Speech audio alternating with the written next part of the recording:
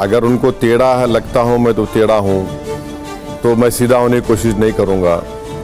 अब जहाँ तक भारत की सालमियत का मसला है, टेररिज्म का मसला है, तो उसमें तो हम तमाम एक हैं, चाहे हम किसी पार्टी के हों, और यही हमारी सोच यही है।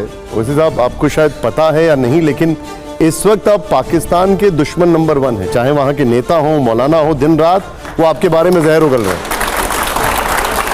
नहीं तो अच्छा है ना, तो कम से कम उनको मुझसे नफरत करने की बुनियाद पर उनको इस्लाम थोड़ा समझ में आ जाएगा इंशाल्लाह, तो बहुत अच्छी बात है।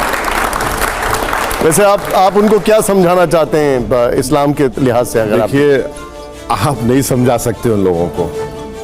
जो पाकिस्तान की मिलिट्री है, जो उनका डीप स्टेट है, जो जय श्री राम दोस्तों, आज के डिबेट में ओवैसी ने भारत के सैनिकों को क्या कहा, आइए डिबेट में देखते हैं। अगर ओवैसी की बात अच्छी लगी हो तो वीडियो को लाइक और चैनल को भी सब्सक्राइब कर लें, क्योंकि ऐसे वीडियो आप तक। ये तस्वीर है आपके सामने, देखिए, कर्नल सोफिया कुरैशी। आपका पहला थॉट इसको लेकर? भारत की सिपाही है फौज के, हम फख्र करते हैं इनके ऊपर। अगला सवाल, आप अगली तस्वीर जो है, जब इनकी तस्वीर आएगी तो आप क्या कहेंगे? विजय शाह। बहुत लंबा पॉज दिया वैसे आपने। नहीं, आपको लाने की क्या जरूरत थी इनको? ये ऐसे लोग हैं जो माने उस शायर ने शेर कहा था कि तुम जिसके दोस्त हुए दुश्मन आसमां क्यों बने। अगली तस्वीर जरा प्ले करिए। खुद भी वो बड़ा गजब का प्ले करते हैं वैसे। आइए जरा, शाहिद अफरीदी। अरे कुछ नहीं मालूम बेचारे को। बकते रहता है सब। अरे इनके जो खैबर पख्तूनख्वा में वहां पर क्या हो रहा है वो बताएं ना फिर। एब्सोल्युटली, खैबर पख्तूनख्वा वो क्या कर रहे हैं उनको, खैर चलिए। आप अगली तस्वीर दिखाइए जरा। अगली तस्वीर, ये तस्वीर हर कोई जानता है, हालांकि अब इनकी वर्दी थोड़ी बदल गई है। फील्ड मार्शल असीम मुनीर। तो हमारे इंडिया में सोशल मीडिया पे अच्छा लगा किसी ने फील्ड मार्शल।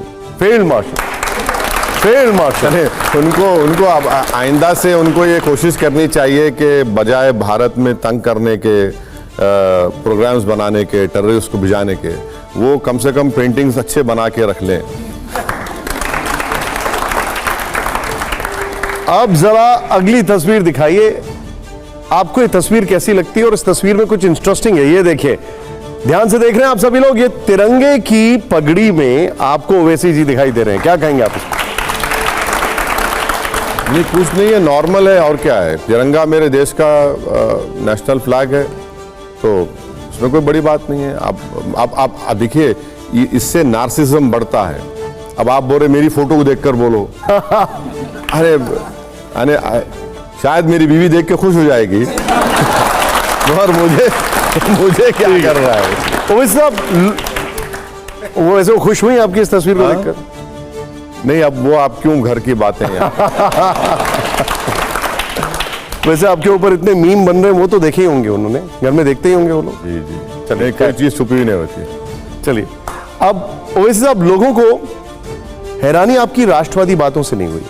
हैरानी ये हुई कि ओवैसी साहब बिहार में एक सीट पर हिंदू उम्मीदवार को टिकट दे देते हैं। रैली में टोपी की जगह, जो भी हमने आपको दिखाया, तिरंगे वाली पगड़ी पहन लेते हैं। हजारों की भीड़ में पाकिस्तान मुर्दाबाद का नारा लगाते हैं। लोग समझ नहीं पाए कि ये बिहार चुनाव की कोई रणनीति है, वाकई ओवैसी साहब का हृदय परिवर्तन हो गया। एक बार देख लेते हैं, वैसे एक बार देख भी लेते हैं, प्ले करिए जरा।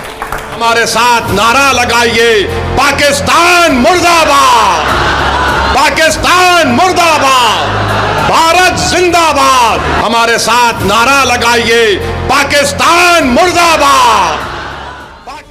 लोग कह रहे हैं कि ओवैसी साहब का हृदय परिवर्तन हो गया। नहीं, ये लोग जानते नहीं है मेरे को, तो वो इस तरह की बात कर रहे हैं। तो देखिए, ये बिहार में ढाका एक विधानसभा है, जहाँ से हमने हमारे कैंडिडेट का अनाउंसमेंट किया। राणा रंजीत कैंडिडेट हमारे हैं। तो उनकी सभा में, और उस ज़माने में पूरा पहलगाम के बाद देश में गम और गुस्से की भी लहर थी, आज भी है। तो इसलिए हमने वो नारा लगाया। तो उसमें कोई उसमें राजनीति नहीं है। सही किया हमने, बुरी बात है। जो भारतीय नौजवान आपसे दूरी बनाते थे, ये सब देखने के बाद वो भी पाकिस्तान से कह रहे हैं ओवैसी थोड़ा टेढ़ा है पर मेरा है।